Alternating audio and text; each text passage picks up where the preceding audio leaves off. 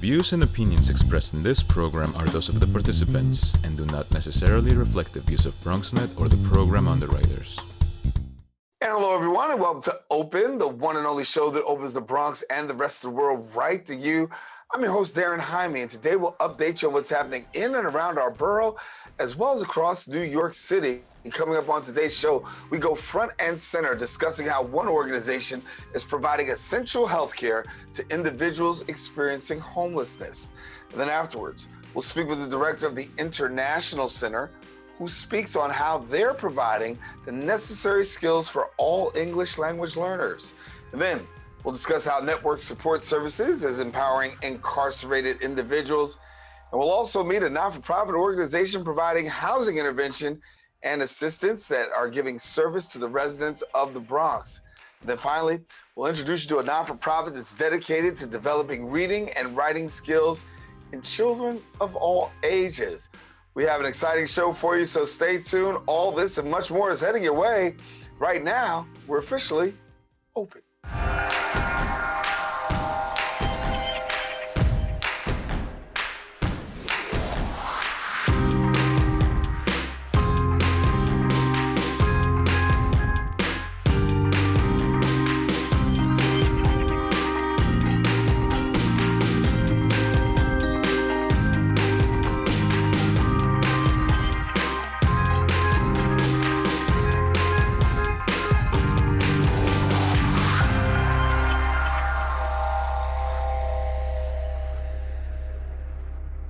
And hello, everyone. I am Daren Jaime. We thank you for joining us here on Open. Today is Wednesday, February 16th, and you're watching Open, a live and interactive program that brings the Bronx and New York City straight to you.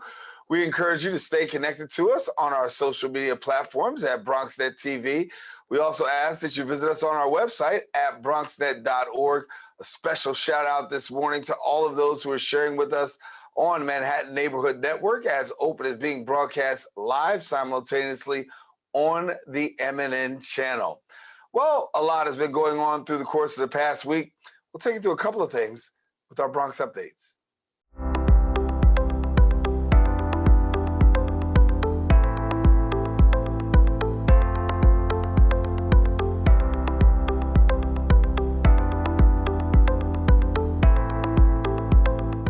We start off with community news right here in our borough. Several families whose loved ones died or were injured while trying to escape the recent Bronx apartment fire building sued the owners, alleging safety violations leading to the wrongful deaths of 17 people, including 8 children, according to a lawsuit.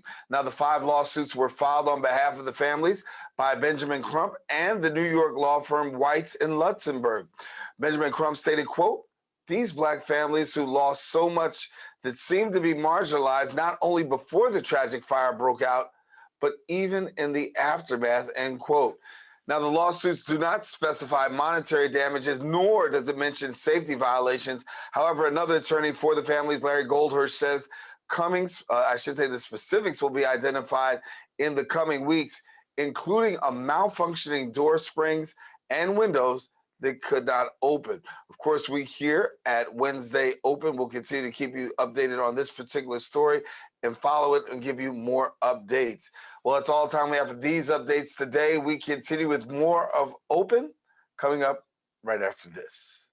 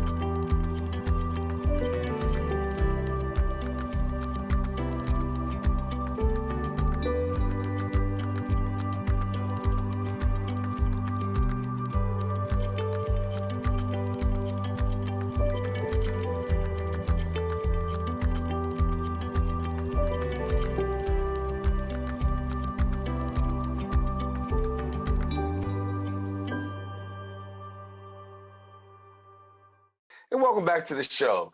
Care for the Homeless has consistently delivered essential medical, mental, and behavioral health care to people experiencing homelessness in New York City since the year 1985. Now, CFH currently operates 27 healthcare delivery sites throughout the 5 boroughs, and sharing with us now and sharing the conversation, we're pleased to have the Communications and Marketing Administrator at Care for the Homeless, Connor T. Moriarty. And Connor, good to have you with us. Thank you, Daren. Thank you for having me. And congratulations on the work that you guys continue to do really in caring for the homeless. I know that particularly during this COVID pandemic, a lot more work for you has particularly increased, but talk to us about how you've seen things with regards to the homeless community, particularly as we're trying to navigate through this pandemic. So throughout the pandemic, we did not lay off a single employee. We never closed our doors. We consistently continued to deliver the services that you just outlined, in addition to, adjusting to having some of our residents in our shelters move into hotels, and kind of meeting those changes head on, because, the world, kind of closed down for a little bit there, but we were not able to do that. We had to keep up. And so in addition to, kind of adjusting to those changes, we also significantly increased our telehealth capabilities. So, obviously in the beginning of the pandemic, a lot of people were wary of coming into in-person medical visits. So being able to continue providing care for people via telemedicine was a huge step for us. And then, stepping up and getting our providers equipped with PPE equipment and all other safety precautions was a huge step towards, keeping us in line and ensuring that, we're still able to deliver care to, our neighbors that need it most. Yeah. So I want to get a chance for our viewers to know a little bit about some of the work that you're doing in terms of providing those services. So when we talk about providing services, give us an idea of some of the things that you're able to do for those in the homeless community. Well, Darren, the main thing that we envision ourselves doing is breaking down the barriers to healthcare. Unfortunately, homelessness often carries with it a pretty ugly stigma, where we always say that homelessness is a condition and not a characteristic. I think the stigma has to do with people seeing homelessness as something that's intrinsic with the person that's experiencing it, and we view it as a condition. Conditions are treatable. Homelessness is not something that defines the person that's experiencing it. And no one should be denied basic essential services because they don't have a home. And so the way that we break down those barriers, very multiple ways. Co-location. So all of our health centers are co-located in either shelters, soup kitchens, or other areas where people who experience homelessness often congregate. And that makes it much easier for those folks to access the services. It makes it much easier for us and people on our end to reach those folks and let them know that the services are available to them. And kind of jumping off of that, in early 2020, late 2019, we opened Junia Street, which is our first community-based health center in Brownsville, Brooklyn. That is so community-based health center, that is a freestanding health center, so not co-located with another one, even though it is next to a supportive housing complex run by Women in Need, WIN, who's a partner site of ours. But this is a freestanding health center, so anybody from the community can, take advantage of the services. And it's what Daren, you and I would view as a traditional doctor's office.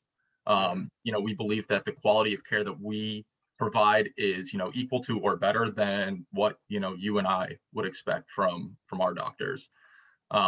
And so kind of breaking down those barriers and, getting these services out to communities that are traditionally very underserved, and who might not even know that the services are available, is a big way that we're able to have an effect on those that we work with. Yeah, well, I want us to take a look at some statistics that I have here. And I think it's important to note, because when we talk about how the homeless population is affected, We understand the death rate of homeless persons is 3 to 4 times higher than the general population. Understanding that homeless children also have an increased risk for depression, attention deficit disorder, even like tooth decay, poor school performance. And then also we see that homeless persons in New York City also suffer from mental illness at 3 times the rate of general population. And these statistics are really startling, but at the same time, it demonstrates an intense need. That's absolutely right. It definitely illustrates the need for services like the ones that we provide. And it also ties into the fact that our providers, their responsibilities kind of extend past their job description. If, we believe that if someone comes into your office and you give them, a basic health screening, you give them a checkup, basic physical, but you don't really reach them and they feel disregarded while they're in your office, we really haven't done our job, because homelessness is so much more than, the physical ailments that people come with. There is even a basic trauma that's associated with just being homeless. And it has the trauma doesn't have to be some intense emotional pain from their past or something like that, even though that is somewhat common. So our providers are very in tune with addressing those traumas. So that has to do with building trust. Unfortunately, I talked about that stigma earlier. People who experience homelessness have often had negative experiences with traditional medical settings. And so our providers try to offset that by building trust with them, listening to them when they have something to talk about, making them feel heard, making them feel like they're participating in the process of their healthcare. And building that core relationship is a big way that we try to address those stigmas. Like I said before, close those barriers and try to meet those statistics head on. Yeah. And you have a women's shelter, Susan's Place. Briefly give us a little description as to what takes place there. So Susan's Place is our first shelter that was built in 2008.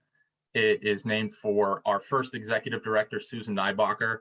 She sadly passed away in 2004 before the shelter was able to be finished.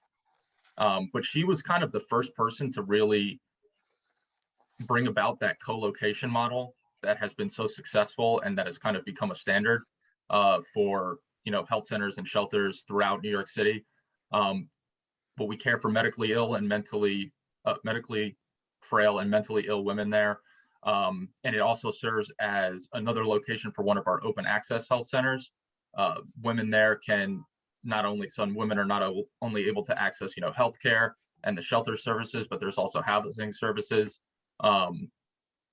Over the past 12, 14 years that Susan's Place has been open, the housing specialist team has typically been able to house 100 women per year. So that's well over 1,200 women that have been housed permanently since Susan's Place opened. So it's a wide variety of services, and it's a model that we've kind of tried to replicate over time. Before we go, I want to get an opportunity to have you share with us how volunteers can be a part of your organization, because we know that a lot of the work that you do really depends on volunteers. So if a person wants to volunteer, what's the process? So right now we are still kind of holding off on doing in-person volunteer events, but our website and our social media accounts are a great way to check in to see when those resume. But in the meantime, we are always hosting in-kind drives. So in-kind drive, that is a drive where you can either donate yourself, or you can host a drive amongst your friends and family, community, to collect basic essential items, toiletries.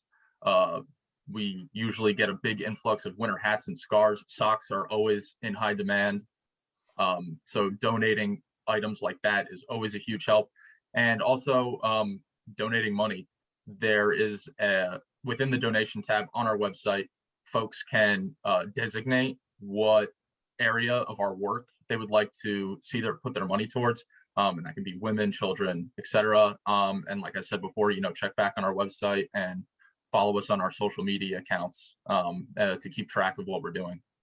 Well, Connor, great work, and thank you so much for the work that goes on there. And I know that especially in a time like this during the winter months, much needed. Thank you so much for being with us, Connor Moriarty.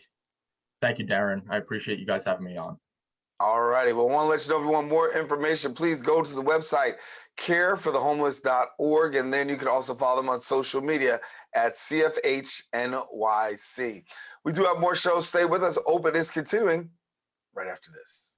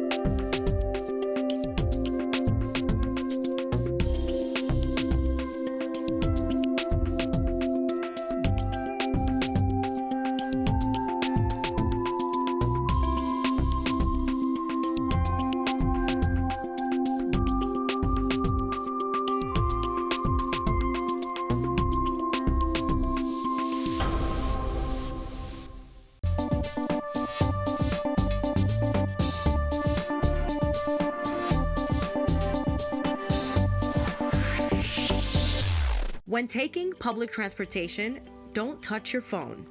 Carry hand sanitizer and use it immediately upon leaving the bus or train. Avoid touching your face. If someone is coughing or sneezing, move away. Wash your hands with soap and water as soon as possible. Limit contact with poles. If possible, avoid rush hour. Don't eat or drink on public transportation. Keep your bag off the floor or other surfaces. Avoid directly touching turnstiles. Stay up to date with the latest from your local health department and CDC.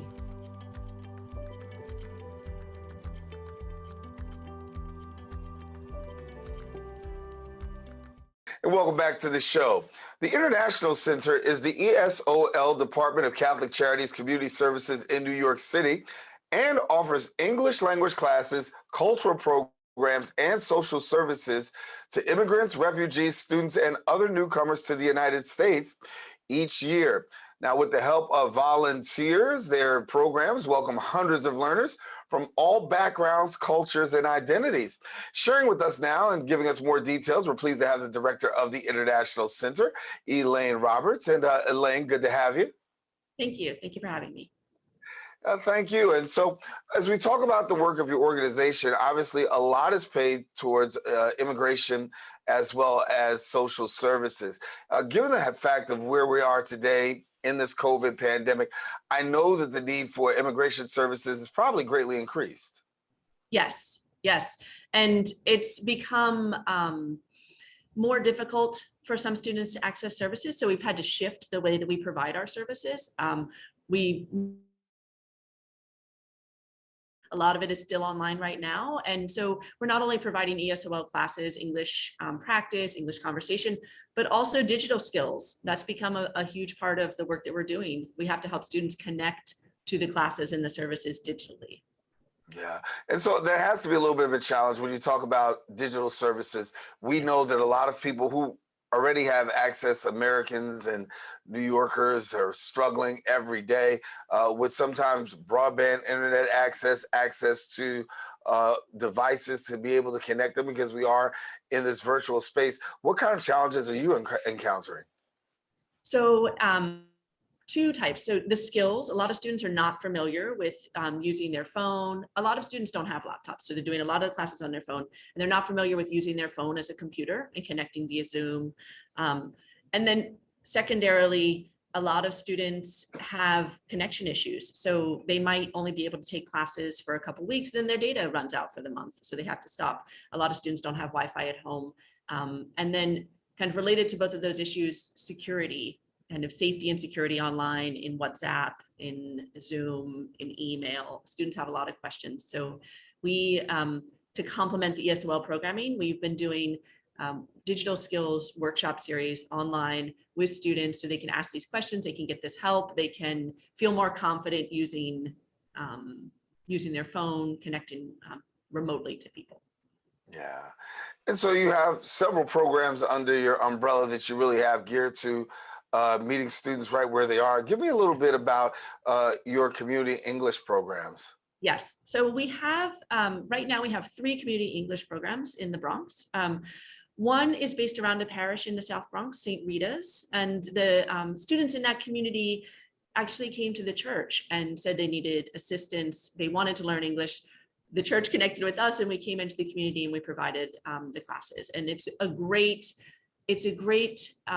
community to work with because people know each other, they're supporting each other outside of class. If someone doesn't come, their friend reaches out and reminds them, hey, you signed up for class, we should go.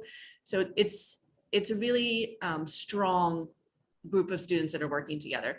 Not far away from that community on around 138th Street, we also have a program for the day laborers, the day laborer population in the South Bronx. So the folks, that are waiting for work each day, temporary work, maybe in landscaping or in construction. We do classes in the evening for those students as well.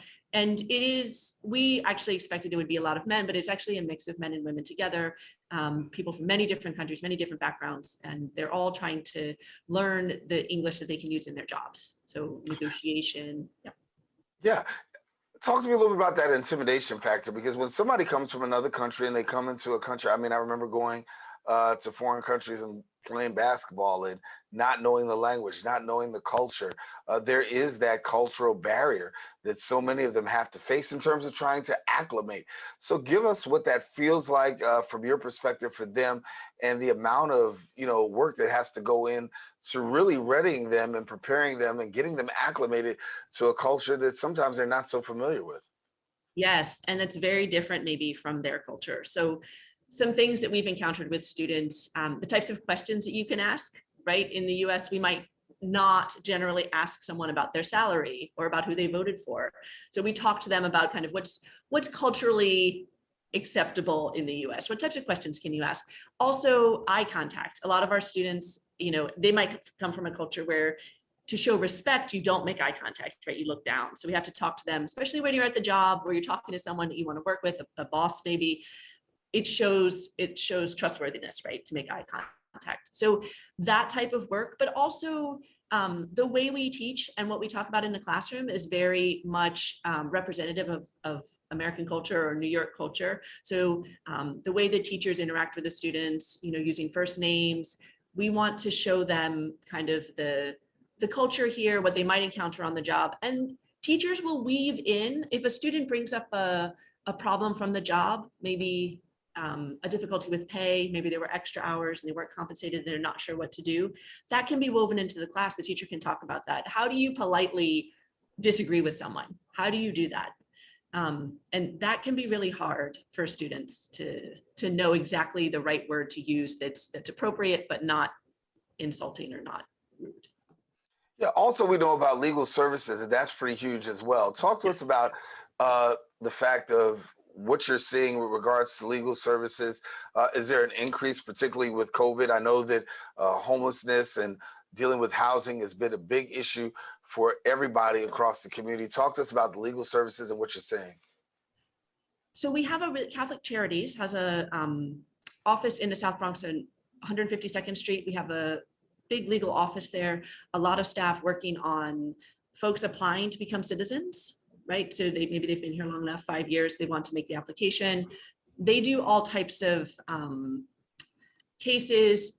And we also have a partnership with Montefiore Medical Center in the South Bronx, a program called Terra Firma, which is a medical legal partnership with Montefiore. And the legal staff there are providing legal services and consultations for folks who are in that community. Some of them have been here for a while, some of them are very newly arrived, a wide range of issues, but definitely a consistent amount of issues.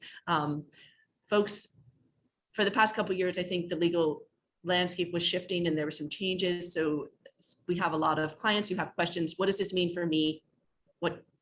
What can I do? Can I change my situation? But I will say my colleagues handle the legal services.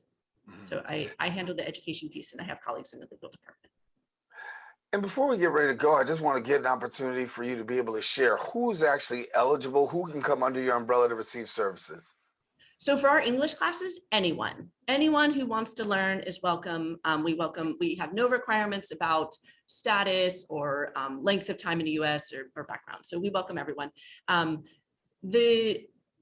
believe the same is true for the other community services provided in the South Bronx. We have a food hub at our office on 152nd. But what I would recommend for anyone who's interested, I can share website, phone number, and then Catholic Charities has a helpline that we can share with anyone who's interested. So if it's a question about legal services, a question about food, about shelter, about rent, they can direct them to the right place. Elaine, I want to thank you so much for being with us. She is the director of the International Center.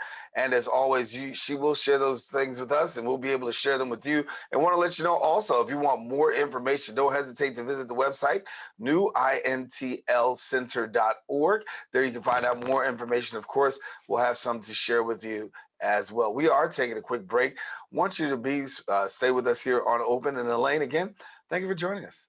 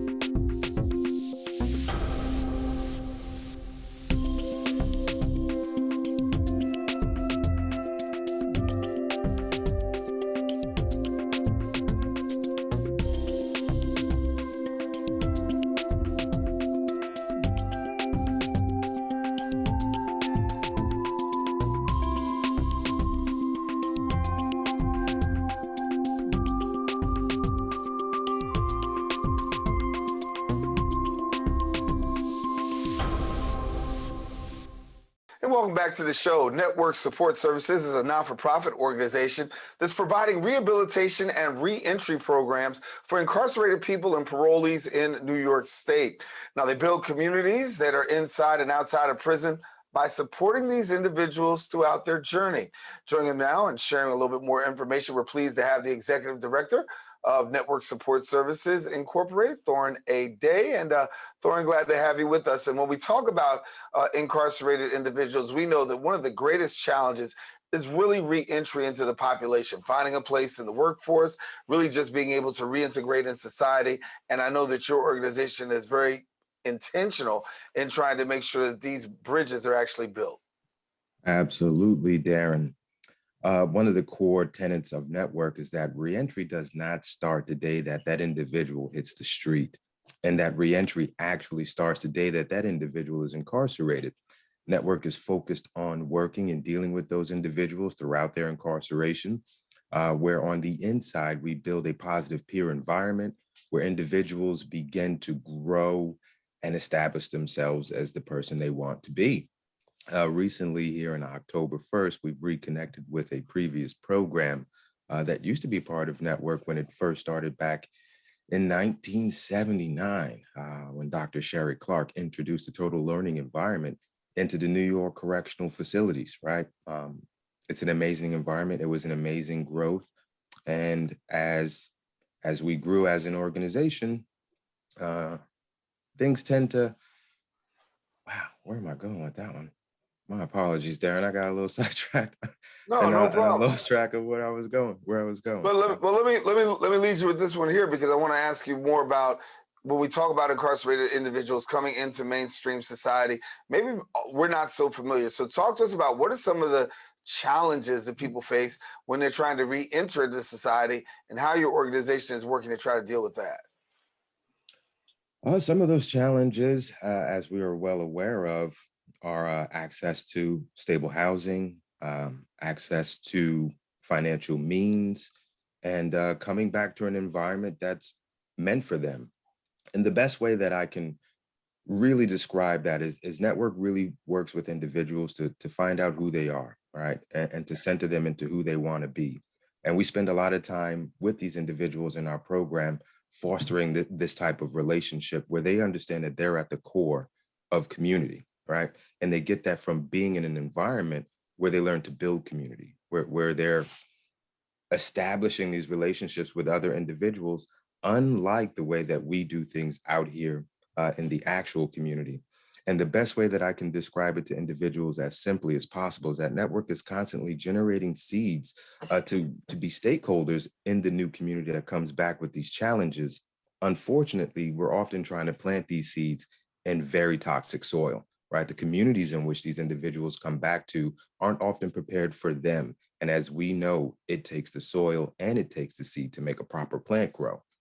So the community that we are establishing here out in the street really needs some work, right, to be remediated, right? We need more people involved in making sure that not in my backyard attitude really gets destroyed, right? Because these are individuals of society who have been separated from society, who are now returning to society. These are returning citizens. They are not citizens, right? And we focus the participant on establishing that goal. They have never lost their sense of citizenship or their sense of community. And that is an extreme barrier when you come back to a community that doesn't want to accept you, right? So we focus on making sure that their response to that thing or to those circumstances is still positive, right? We establish new routes, new goals, and new strategies for them to overcome those hurdles. We How have you provide. been? I'm sorry, I didn't mean to cut you on that one, though. I wanted to ask you about your effect, because as you're empowering individuals, you talk about meeting them right where they are, and many times that's right there in the prisons before they even hit the streets. So share with me a little bit about the impact that your organization is having within the prison, and then also, that community tie. Well, thank you, Darren. Network in the Prison is an amazing and very unique organization. We're in currently 8 facilities, men and female, and we really do believe that Network or reentry really starts on the inside, right? As I stated a little bit earlier, getting individuals involved in these peer-supported groups is the key in establishing a healthy community, right? We get individuals to focus on behavioral change, and we confront attitudes that are destructive to themselves and to the community. We don't do that by just telling them that. We do that by holding up a mirror and showing them, this is how your behavior has affected me. And here's what I do, and here's what I can say when that affects me. And they get that from that positive peer structure. And it's an amazing environment to see, and it's an amazing environment to be in, right? Because we understand that learning is an everyday process, and it requires a community to build a community. So Network in the Prisons is a community of individuals who are learning to establish themselves to become better individuals. And so, talk about the contact in terms of going to the prisons. As you go into the prisons, how receptive, if you will, are those who are on the road to really coming back out into the street? A lot of people are like, I got this, I'm good. Or do they find, hey, I really need some help? The prison population is a very interesting population. It's an environment all of its own. It has its own separate societies, and it has its own separate crews. You have individuals who are highly focused on just wanting to work. You have individuals who are highly focused on just wanting to educate themselves. But Network is completely voluntary, right? And what we find is that we are getting the individuals who not only want to work on their education, work on vocational skills, but they want to work on themselves. They want to work on becoming the individual that they know that they can be and setting forth that positive environment of peers. But that is not it is not the typical environment in which you'll find it in most correctional facilities. It is extremely unique. It's 100% voluntary, and I'm pleased to be involved in it because I know that there are individuals inside of these correctional facilities who are searching for a space. And that's what I'll say Network provides, a space for those individuals to learn and grow, learn and dig into who they want to be, who they were that brought them there, and what systems impacted them to bring them there, and how can they overcome these things to be more successful in life. You also have a great partnership with organizations in the community. We talk about churches, community-based organizations. We talk about the buy-in from them and understand the importance of helping somebody who's been incarcerated come on out and then be able to have that productive life. Absolutely. It takes a community to raise a community, and Network is highly involved in connecting with the community. We get a lot of support from our community churches. They offer spaces for us to conduct our community meetings where individuals are mandated to come to by parole to get support. They also support us in our discharge and resettlement services, providing items and donating products for individuals who are returning from incarceration, an amazing support for those individuals. They provide volunteers when we do community events to feed the community and hand out items of need for individuals who need those things. So being wrapped up and involved with so many lives, right? When you're dealing with human lives, you need other human beings to help you make those lives easier, a little less stressful, and more adaptable to the way that we conduct our lives here day to day in the city.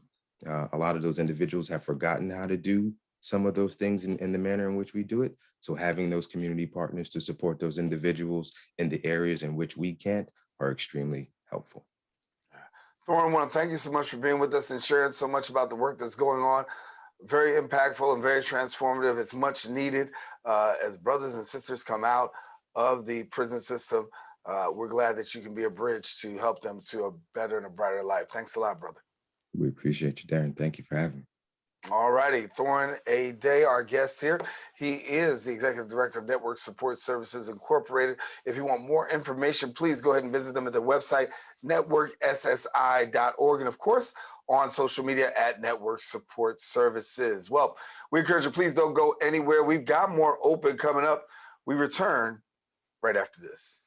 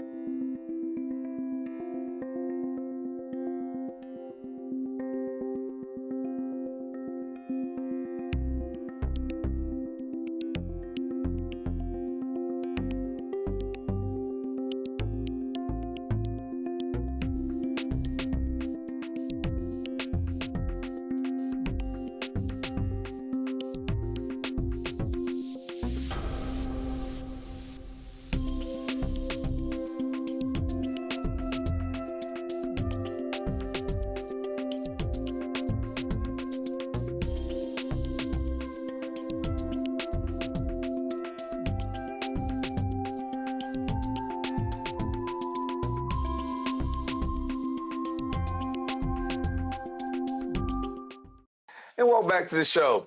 The Neighborhood Association for Intercultural Affairs is a multi-services, family-oriented housing and human service agency that's providing culturally sensitive services to the community. Now, its mission is to provide client-centered housing, as well as legal and social support services, promoting self-efficacy and improving the quality of life for individuals and families in New York.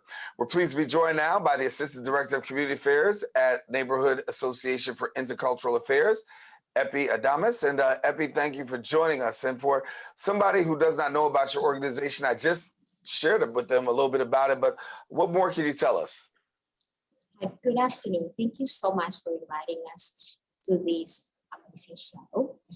So NICA is a not-for-profit organization that provides eviction prevention and housing assistance services to the residents of the Bronx. NICA was born in the 1970s during the era of the Bronx burnings, when nearly 500,000 people were displaced out of their neighborhoods. And NICA was created in 1974 to protect tenants from their landlords and to help them keep their apartments. Our mission is, as you said, to provide housing stability and improve the quality of life of the residents.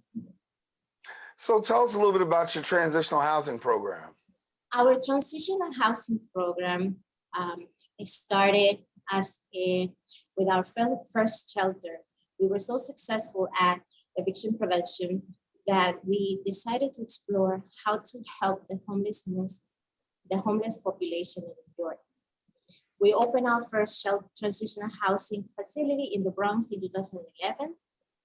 We provide high quality social and residential services to single homeless men and women who are referred by the New York City Department of Homeless Services, DHS. And today we have 10 active transitional housing program sites, all in all boroughs of New York except the Staten Islands. Some of our facilities are for employable clients and others service individuals with disabilities, history of mental health, and senior age. We also provide aftercare for up to a year. After our clients moved out of our facilities, we provide them with resources to help them sustain their permanent housing and avoid going back to the shelters. And tell us about the other programs that you provide. Our other program is the eviction prevention services. We provide free legal services to tenants in the Bronx that are facing eviction in the Bronx Housing Court since 1992. In 2017, we became part of the Universal Access to Lawyers, an initiative that was approved by New York City. And we have a team of 20 lawyers and 16 paralegals, very versed in the housing law, who have high success rates in preventing evictions and ensuring housing stability.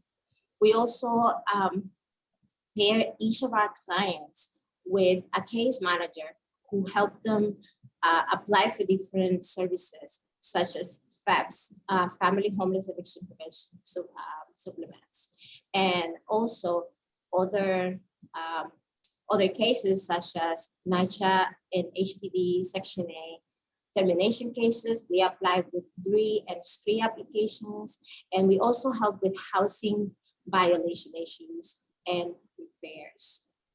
We also provide case management for up to 6 months after our services have been provided to make sure that our clients have the resources to maintain their housing stability. Most recently, we became part of the ERAP program, the Emergency Rental Assistance Program. We are one of the 2 organizations in the Bronx that assists with application for the ERAP program. We have a strong, diligent team working extra hours to help our community obtain this much needed financial relief during these hard times. Well, how do people get more information to your organization? Well, people can always go to our website, NICA.org. They can also call us to our phone number at the legal department, which is 718-538-3344. They can also They can also call our ERAP hotline, which is where they're going to find someone that is going to help them with their application. And the ERAP hotline phone number is 718-866-0038. We also have a legal hotline for those that have questions about housing core services or any other issues they may have. They get connected directly to an attorney. The phone number is 718-538-4830. Epifania Adamus, thank you so much for joining us. We're glad to have you here on Open. Thank you so much for having us, and we hope to connect with the community and be able to help more. And thank you so much for giving us the platform. Thank you. Stay tuned. We have more Open coming up right after this.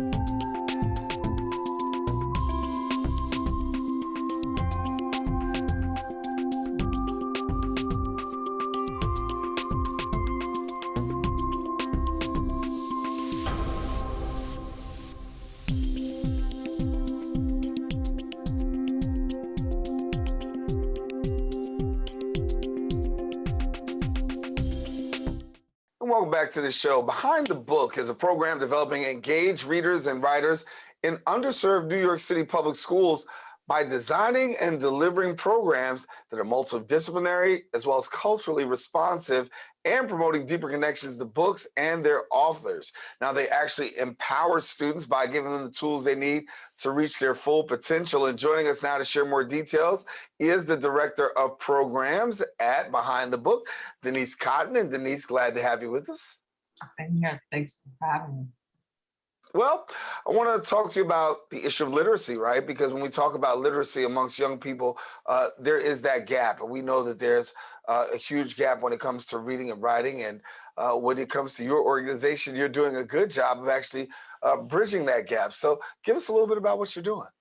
So we work with Title I public schools in New York City. And it's not only New York. There's a lot of pressure on students to always get the right answer, to get the right answer for a test or to satisfy the questions of a particular teacher in the classroom.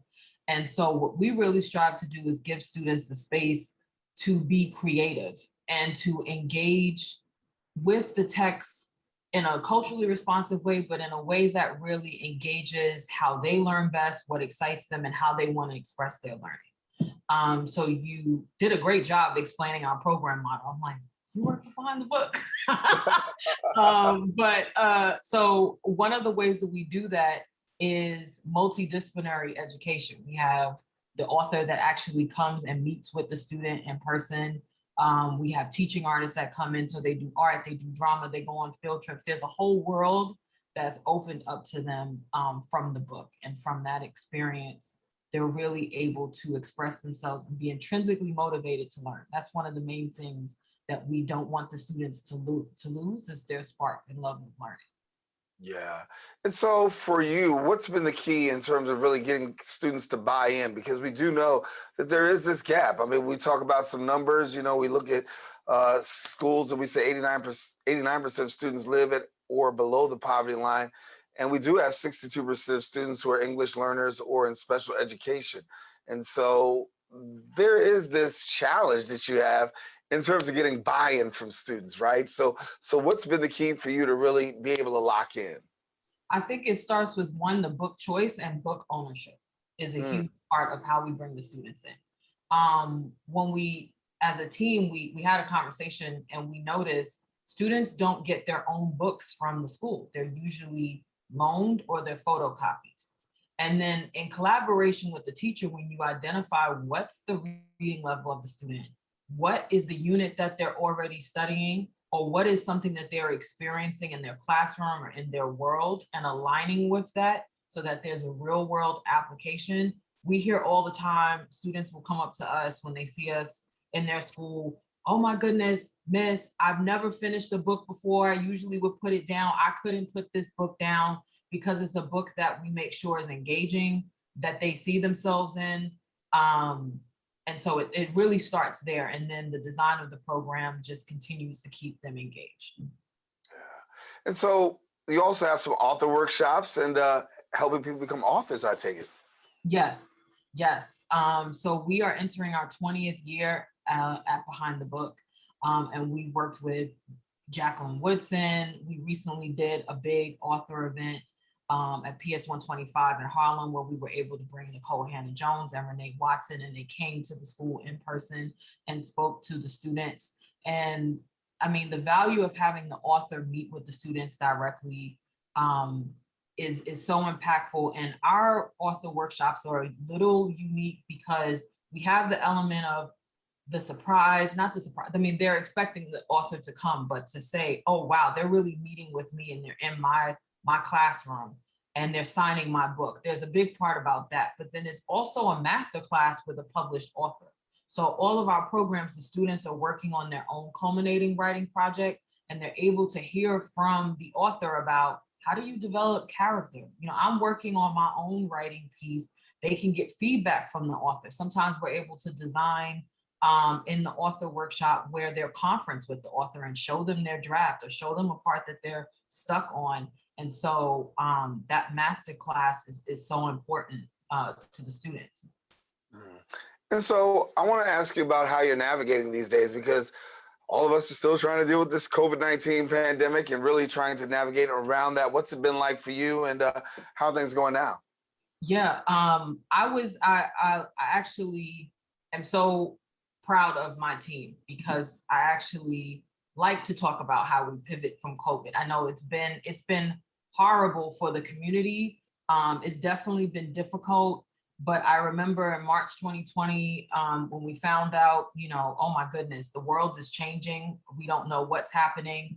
I was going to take a second to regroup and think about everything we were doing was in person. Every single workshop, our entire program model. And we got a message from the students the day after everything shut down and said, how are we going to finish our writing? Because we're still working on our writing. And that just clicked for me. I said, we have to find a way to show up. We are still necessary. And with all that the DOE is navigating, how can we bring that light? How can we bring that engagement when they're dealing with other more, you know, logistical issues and things in the school as well? And so we were able to pretty much finish the number of programs that fiscal year. We continued into the following year, and we found we actually became better because we found cool ways to do what we were doing. So we used to do field trips. We found a way through a few different ways to bring microscopes to the kids. We ordered butterfly larvae and that went to their homes. So the field trip, we brought the outdoors indoors. So we still found a way to create this immersive experience. And now we're back in the classroom and we do hybrid author visits sometimes where maybe the author is not able to be in the classroom, but we're still able to have that high level of engagement. And so for people who want to get connected to the work that you're doing, how do they go about doing that? So there's a couple of different ways. We have our website, behindthebook.org, and that way you can reach out to us as well as see the work that we do, because the students also publish for some of our programs their own anthology of their writing and artwork, and you can see that on our website. We also are on social media, so our Instagram, Behind the Book, on Twitter and on Instagram, you can follow us there. And if someone is interested in having Behind the Book at their school, they can reach out to me as the director of programs, and we can have a conversation and hopefully we can partner and do great work. Well, Denise, thank you so much for being with us here on Open, and certainly great work that's going on with Behind the Book, and pleasure having you. Thanks so much. All righty. Well, we want to let you know that we can get more information at the website again, behindthebook.org, and then also follow them on Facebook and Instagram at Behind the Book.